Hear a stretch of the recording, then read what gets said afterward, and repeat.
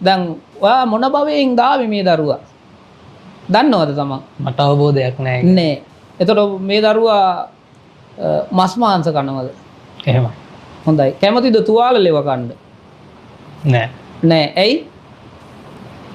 තුවාල වල මොනවද තියෙන්නේ? ලේසරව. එහෙමයි.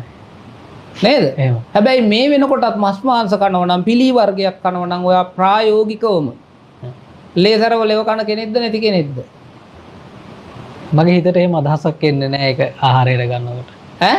මගේ හිතට එහෙම අදහසකින් නෙවෙයි මම ඒක ආහාරයට ඔව් ගන්නේ. නමුත් අදහස එහෙම නොවුනට ආසාවෙන් කැමැත්තෙන්මද කන්නේ නැතුවද? මස් මාංශයක් කනවා නම් අනිවාර්යෙන් දෙයක් යමක් ගන්නවා නම් ආසාවකින් කැමැත්තකින් ඕනි තමන් භුක්ති විඳින්න. නේද? එහෙමයි. එහෙම නැත්නම් පැවිද්දෙක් ප්‍රතිවේක්ෂා කරලා ගන්නවා වෙන්න ඕනි. හැබැයි ඒ වුණත් එතන කැමැත්ත නැත්තම් ඒක කැවෙන්නේ කන්නේ නැහැ. ඒකට හේතු කාරණා ගොඩක් තියෙනවා. මස් මාංශ කෑමේ හේතුවෙන් අර අමනුෂ්‍ය බලවේග වල ගොදුරක් බවට පත් වෙනවා තමන්.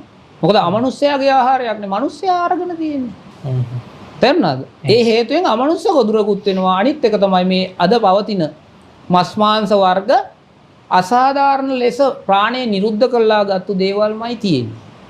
තේරුණාද? ඒ කියන්නේ සාධාරණ ලෙස සාධාරණ මසක් මාංශයක් මේ කාලේ වෙනකොට කොහොමවත් නැහැ. මස් මාංශ කනවා නම් බුද්ධ ශාසනයේ කන විදිහත් පෙන්නලා දීලා තියෙනවා. ඒකට පැවැත්ත මාංශ කියනවා. ඒක කියනවා ආයුෂ අවසන් වෙලා මැරිච්ච කෙනෙක්ගේ මසක් මාංශයක්. ඒක හදිසි අනතුරකින් මැරිච්ච කෙනෙක්ගේ මසක් මාංශයක්.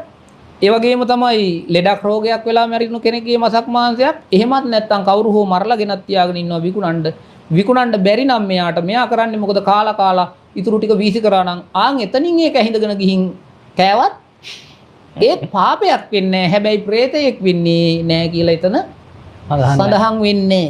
තේරුණාද? එහෙනම් ලේසරව ලෙව කාලා ජීවත් වෙන භවය මොකද්ද? ඈ? ප්‍රේත භවය. තේරුණාද එහෙනම්?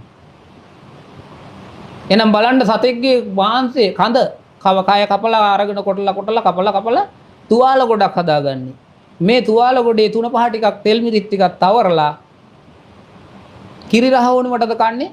පැණි රහ වුණවටද කන්නේ? නෑ. එහෙනම් මොන රහ වුණවටද? පිලි රස, කුණු රස ඕනි හින්දා. එහෙනම් කුණු රසයේ කාලා ජීවත් වෙන භවය පෙරේත භවය, ලේසරව ලෙව කාලා ජීවත් වෙන භවය. තේරුණාද? එහෙනම් ආන් දැක්කද ආපු භවය? හැබැයි මතක තියාගන්න ඕනි මස් මාංශ කියන්නේ අපේ හැමදෙරුණ අපි මේ භවයේ ඒ දේවල් ආහාරයට ගන්න නිසාද වහන්සේ කියන්නේ පෙර භවයේ පුරුද්දක් කියලා. ඔව්. ආරේ ගතිනේ.